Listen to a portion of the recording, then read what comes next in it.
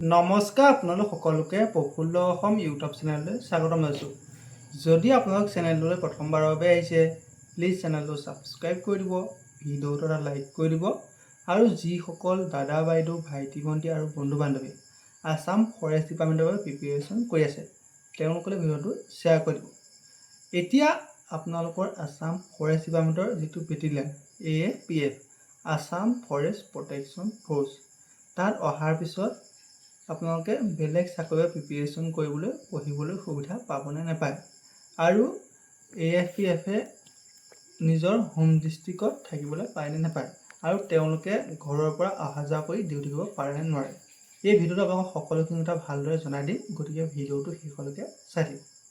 এতিয়া আপোনালোকৰ আসাম ফৰেষ্ট ডিপাৰ্টমেণ্টৰ যিটো battalion Assam forest protection force Assam বন বিভাগৰ টোটেল 3টা বেটেলিয়ান আছে। আজিৰ তাৰিখত 3টা বেটেলিয়ান। ফাৰ্ষ্ট বেটেলিয়ানটো আছে গুৱাহাটীত, তাৰপিছত যিটো ছেকেণ্ড সেইটো হৈছে নগাঁও ঠিকনি আৰু যিটো 3 নম্বৰ বেটেলিয়ান সেই 3 নম্বৰ বেটেলিয়ানটো এতিয়ালৈকে আপোনালোকৰ হোৱা নাই। তেওঁলোকৰ কাগজৰ পত্ৰ আছে কিন্তু কোনো এটা নিৰ্দিষ্ট জেগা নাই। তেওঁলোকৰ কামবোৰ আপোনালোকৰ চলি আছে কিন্তু তেওঁলোকৰ নিৰ্দিষ্ট হেডকোৱাৰ্টাৰ এতিয়ালৈকে হোৱা নাই। এতিয়া মেইনকৈ 2টা আছে, সেইটো এটা গুৱাহাটীত আৰু এটা নগাঁও থাকিব। মানে এতিয়া আপোনালোকৰ খুব সম্ভৱতঃ হয়তো আৰু এটা নতুন বেটেলিয়ান গঠন হ'ব। এতিয়া আপোনালোকৰ বৰ্তমান যি 2টা আৰু এটা আপোনালোকৰ আছে সেইটো কাগজৰ পত্ৰ আছে, 3টা বেটেলিয়ান আছে। এতিয়া আপোনালোকৰ আসাম পুলিচত যেনেকৈ আজিৰ তাৰিখত আপোনালোকৰ 30+ বেটেলিয়ান হেডকোৱাৰ্টাৰ আছে, কিন্তু অসম বন বিভাগত মাত্ৰ আজিৰ তাৰিখত 2টা বেটেলিয়ান আছে। গতিকে আপুনি ধৰি লওক এই 2টা বেটেলিয়ানৰ যোনটোতে নহওক আপোনালোকে বহুকেইখন ডিষ্ট্ৰিক্টত কভাৰ হয়। সেইবাবে আপুনি ধৰি লওক ছেকেণ্ডৰ মানুহ হ'লে আপুনি ছেকেণ্ড বেটেলিয়ান যদি থাকে তেতিয়া আপুনি এইফালে লখিমপুৰ হওক বা আপুনি ধেমাজি হওক বিশ্বনাথ হওক এই সকলোখিনিয়ে নগাঁও যিটো বেটেলিয়ান সেইটোৱে কভাৰ কৰে। এতিয়া ধৰি লওক কোনোবা এজন মানুহ ছেকেণ্ডৰ হয়, তেওঁ ঘৰটো যদিহে আপোনালোকৰ নগাঁও ডিষ্ট্ৰিক্টত হয় তেতিয়াহ'লে তেওঁ ইফালে ধেমাজি ডিষ্ট্ৰিক্টতো পষ্টিং পাব পাৰে।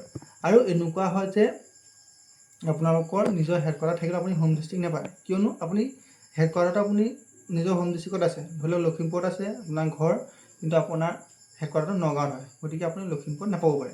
সেইবাবে আপোনালোকৰ হোম ডিষ্ট্ৰিক্টটো পোৱাৰ চান্স খুবেই কম থাকে। আৰু এনেকুৱা হয় অসমৰ সকলো ডিষ্ট্ৰিক্টতে বেটেলিয়ান পাৰ্টি নাথাকে।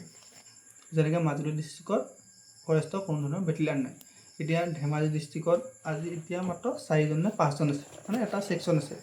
আপোনালোকৰ লখিমপুৰ আছে 3-4টামান ছেকশ্যন, তেনেকৈ আপোনালোকৰ কম আছে মানুহ, বেছি মানুহ নাই, আপোনালোকৰ খুব কম সংখ্যকহে মানুহ আছে। কোনোবা ডিষ্ট্ৰিক্টত 20জন 25জন, ক'ৰবাত 4জন 5জন তেনেকৈ আছে। এতিয়া আপোনালোকৰ এনেকুৱা হ'ব, ধৰি লওক আপোনালোকৰ ডিষ্ট্ৰিক্টৰ 15টালৈ চাকৰি পাইছে, ডিষ্ট্ৰিক্টৰ পোষ্ট মাত্ৰ 4টা আছে, গতিকে সেই 15জনৰ ভিতৰত 4জনে হোম ডিষ্ট্ৰিক্ট পাব। সেইবাবে AFPF যিটো আসাম ফৰেষ্ট বেটেলিয়ান আছে আপোনালোকৰ প্ৰায় সংখ্যক মানুহে নিজৰ হোম ডিষ্ট্ৰিক্ট নাপায়। এতিয়া আহি গ'ল আপোনালোকৰ যিটো ছেকেণ্ড পইণ্ট, সেইটো হৈছে যে AFPFত সোমোৱাৰ পিছত বেলেগ চাকৰিৰ বাবে প্ৰিপেৰেশ্যন কৰিবলৈ সময় বা সুবিধা পায়নে নাপায়। এতিয়া আপোনালোকৰ যিটো প্ৰথম কথা সেইটো হৈছে আপুনি নিজে সময়টো মেনেজ কৰিব লাগিব। বেটেলিয়ানত AFPFত সোমাওক বা আপুনি বেলেগ চাকৰি কৰক, আপুনি সেই সময়খিনি কেনেদৰে ব্যৱহাৰ কৰিছে সেইখিনি আপোনালোকক নিৰ্ভৰ কৰিব।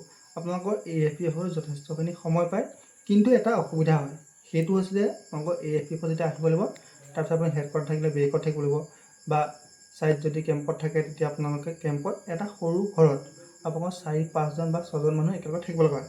তেতিয়া অলপ পঢ়া শুনাৰ অসুবিধা হয়, কিন্তু সেইখিনি নিজে মেনেজ কৰিব লাগিব। আপোনালোকৰ কোনো ধৰণৰ এক্সট্ৰা কোৱাৰ্টাৰ নাপায়, মানে ছিংগুল কোৱাৰ্টাৰ নাপায়। আপুনি ছাইড কেম্পত থাকিলে 5জন-6জন লগতে থাকিব লাগিব, আপোনাৰ কোনো ধৰণৰ এক্সট্ৰা কোৱাৰ্টাৰ নাপায়। সেইবাবে পঢ়িবলৈ অলপ অসুবিধা হয়। তাৰপিছত এতিয়া বহুতে মোক পাৰ্চনেলি মেছেজ কৰি সুধিছিল যে AFPFে এজনে তেওঁ ঘৰৰ ওচৰত যদি ডিউটি পায় তেতিয়া ঘৰৰ পৰা অহা যোৱা কৰি ডিউটি কৰিব পাৰে নে নোৱাৰে। এতিয়া আপুনি যেতিয়া AFPFত সোমাব তাৰপিছত আপোনাৰ এটা হাথিয়াৰ ইছ্যু দিব, গতিকে সেই হাথিয়াৰটো আপুনি কেম্পত এৰি ঘৰৰ ওচৰত থাকিলেও ঘৰৰ পৰা অহা যোৱা কৰিব নোৱাৰে। যদিহে আপুনি ছুটীত আহে তেতিয়া হাথিয়াৰটো তাত থকা যিজন ইনচাৰ্জ থাকিব সেই ইনচাৰ্জজনক চঞ্জাই মেলিহে আপুনি আহিব পাৰিব।